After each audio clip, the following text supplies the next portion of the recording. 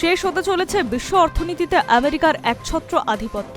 সদ্য প্রকাশিত একটি রিপোর্ট সামনে আসার পর তেমনই ইঙ্গিত করেছেন এলন মাস্ক। ইন্টারন্যাশনাল মনিটারি ফান্ডের রিপোর্ট বলছে, বিশ্বের আর্থিক প্রবৃদ্ধিতে আমেরিকাকে ছাপিয়ে গিয়েছে ভারত। এই ঘটনায় প্রশংসার সুরেই মাস্কের দাবি, অবশেষে ক্ষমতার ভারসাম্য বদলাচ্ছে।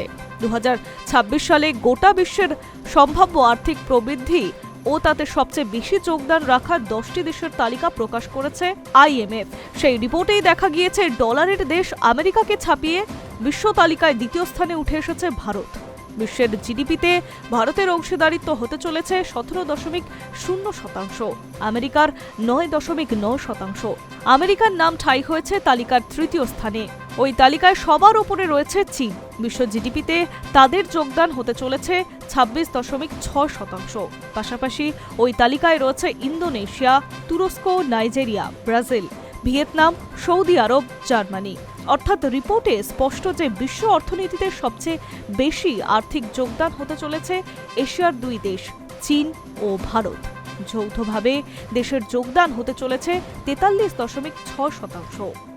অর্থাৎ গোটা বিশ্বের প্রায় অর্ধেক আর্থিক কার্যকলাপ পরিচালিত হচ্ছে চীন ও ভারতে। দীর্ঘ বছর ধরে কেন্দ্রে ছিল আমেরিকা ও ইউরোপের বেষ্টিত দেশগুলি।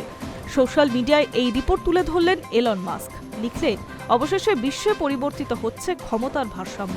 উল্লেখ্য, এলন মাস্কের এই মন্তব্য এমন সময় সামনে এলো, শুধুমাত্র আমেরিকার দাদাগিরির জেরে গোটা বিশ্বের অর্থনীতি চরম অস্থিরতার মধ্যে রয়েছে। নানা কূটনৈতিক সংঘাতের জেরে বিশ্বের দেশগুলির ওপরে আরোপ করা হচ্ছে কড়া শুল্ক। চীন ও ভারতের ওপরে সবচেয়ে বেশি শুল্ক আরোপ করেছে আমেরিকা। এবার IMF এর রিপোর্টেই জানা গেল, গোটা বিশ্বের আর্থিক প্রবৃদ্ধিতে সবচেয়ে বেশি যোগদান সেই চীন ও ভারতেরই। Hi News network.